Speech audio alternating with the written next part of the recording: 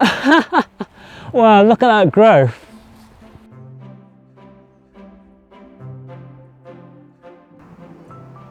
Welcome back. It's been a whole year since I started my YouTube channel, documenting my progress as I learn to manage the land. In today's video, we're going to go back over those projects from this year and see how they now look, and we'll see the transformation of the land over the course of a year.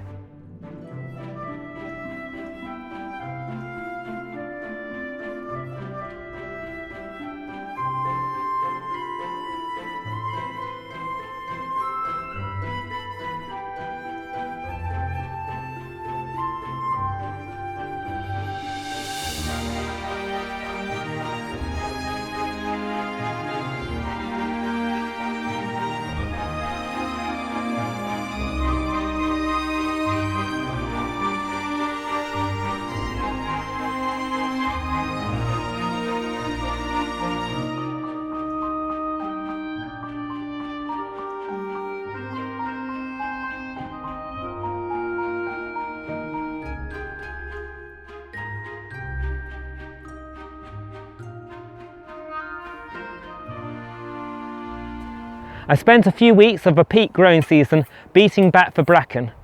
I tend to use a scythe so that I can clear large areas in a short amount of time. I pile the cut bracken up into heaps. This removes the nutrients from the soil so it doesn't re-stimulate the bracken growth, and it allows space for other seeds and vegetation to grow.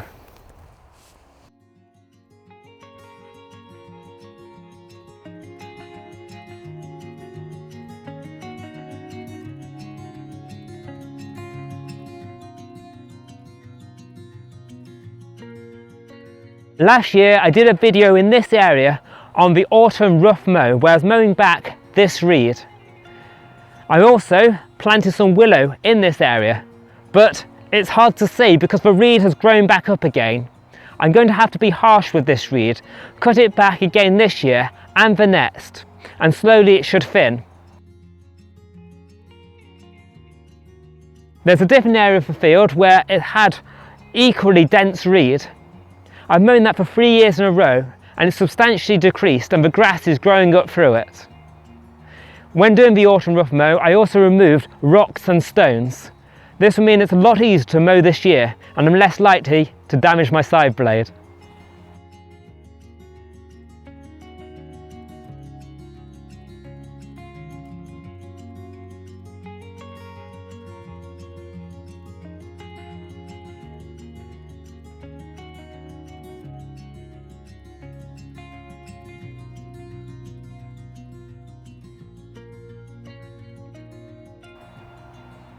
Earlier in the year, I did a video on creating wildflower meadows. They're now all died back, but this year I've had substantial success.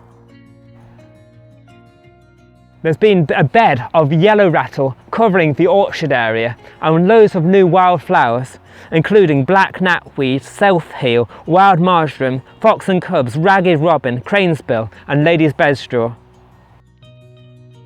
I'm really excited to see how it progresses to next year.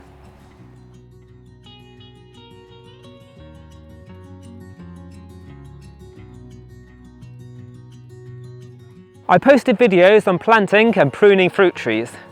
These have all survived and are doing very well. On the trees where I was pruning, the growth has been substantial and it's hard to tell where I prune them. Each year I carry on pruning them and slowly get those branches to draw out, allowing more airflow through the main body of a tree and reducing the risk of disease.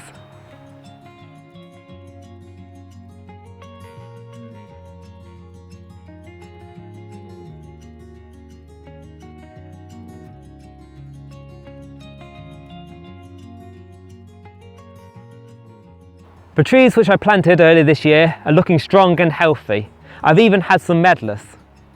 I really should be pulling these off for the first couple of years to allow the tree to concentrate on root growth. However, I was too weak-willed and wanted to see the medlars sooner. During the hot weather, I've kept the trees well watered. I now need to concentrate on removing the weeds from around all of the trees. At the same time, I'll add a layer of mulch to add nutrients to the tree and to retain the water in the soil.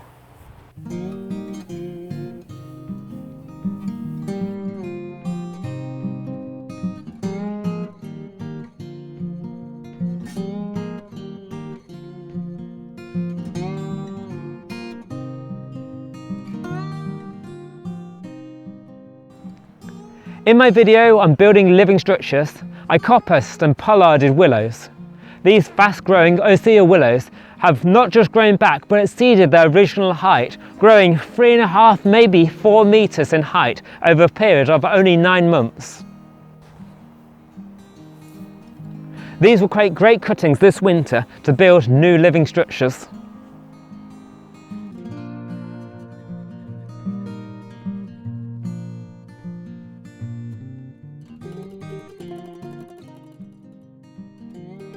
The living structure which I made early this year has been a spectacular success.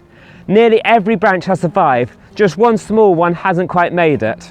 Not only have the roots set in and allowed the structure to live, but it's also continued to grow, with the branches getting big enough for me to start weaving over the top. I carry on weaving the branches backwards and forwards over the next couple of years to get a really good, firm structure. After a couple of years, I suspect it'd be big enough to start producing its own large branches, which I can cut off to form new living structures. Let me know in the comments what you think I should make this year in the living structures, whether another living hut, a living wall or a living tunnel, or an unusual item such as a chair which I need to weave together to make it in the right shape.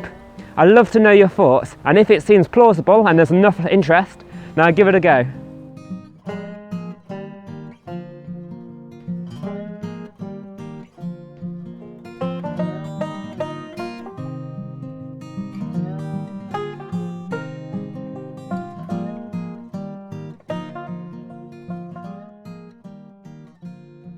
As always, thank you for watching and for being such a supportive community. I've created a cover playlist that you might like, this one on my side projects, or this one on my eco projects. Alternatively, click the link in the middle, which is the video that YouTube recommends will be best for you. See you next time.